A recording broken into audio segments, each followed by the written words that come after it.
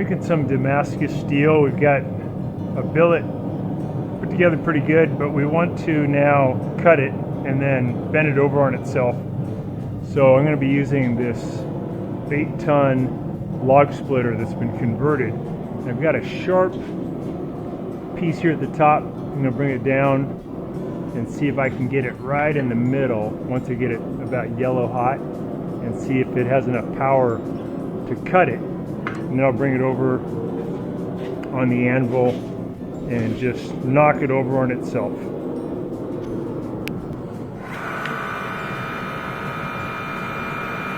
So this compresses down that fluid. You got a big cylinder, a big piston. You come down and crush it with a lot of force.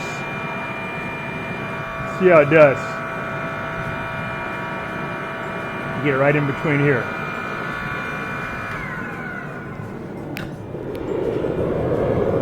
Got it pretty hot. Let's go take a look. Get underneath the cutter. Get about midway.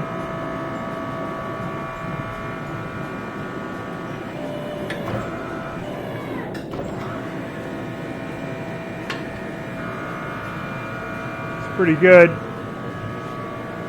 Break it over on itself.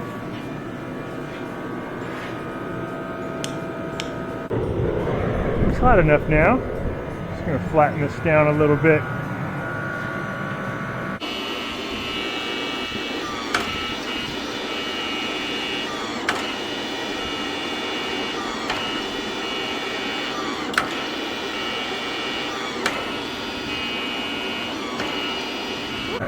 Good. Back in, a little more heat.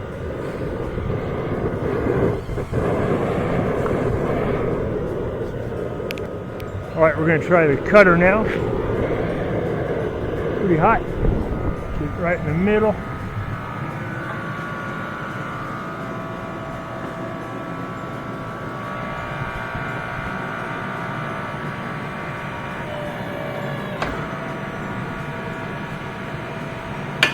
There we go. Fold it over on itself.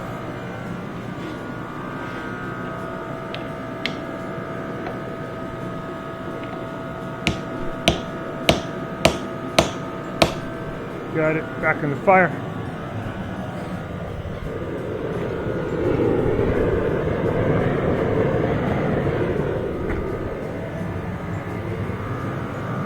Change these dies out.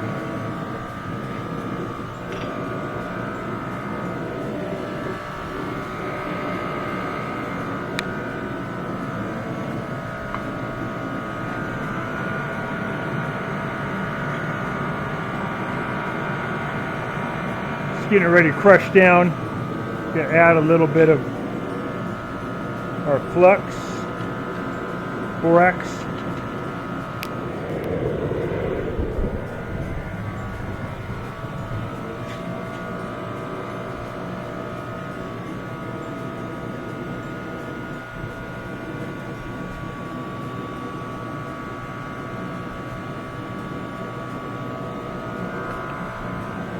Tap it, set the weld.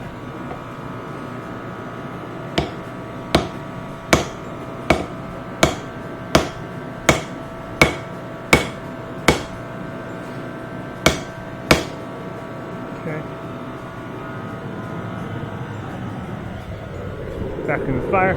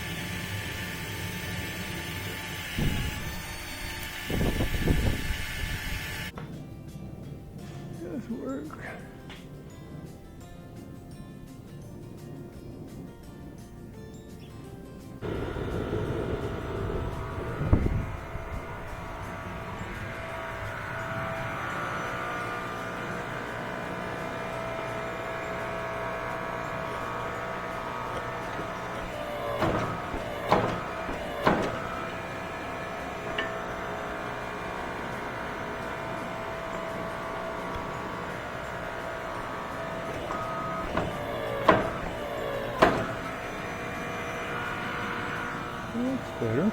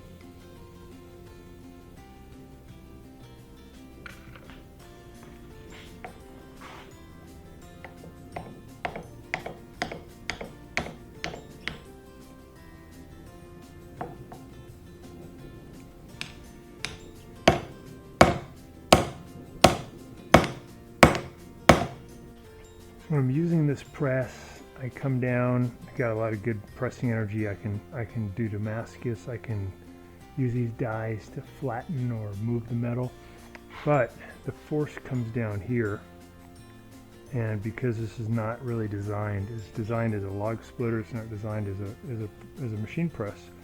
So when force comes down, this is not really strong enough, and we get some deflection. We get a little deflection from the cylinder inside of its case, so I have to put a better shim here to get rid of any play. But also, besides this frame, this is just a piece of angle iron, and then there's a brace that goes, there's already a welded nut here. You got a bolt going in here at this piece. But even with that brace on both sides, we're still getting a little bit of deflection, so it's not the best for evenly pushing down the metal. So I think I'll try just putting brace on each side like this, so as the force starts to lift here, it's countered by this. Let's see if that works. I think I'll have a connection here, but maybe even another one here, so it's not just a pivot, but it's more locked in, and then I'll have one here. We'll give that a try. We'll do it on that on both sides. Watching our video, and please subscribe to our channel when you get a chance, and also click the little bell notification button so we can send you weekly videos on all the different ways of fixing appliances around your home and saving you lots of money.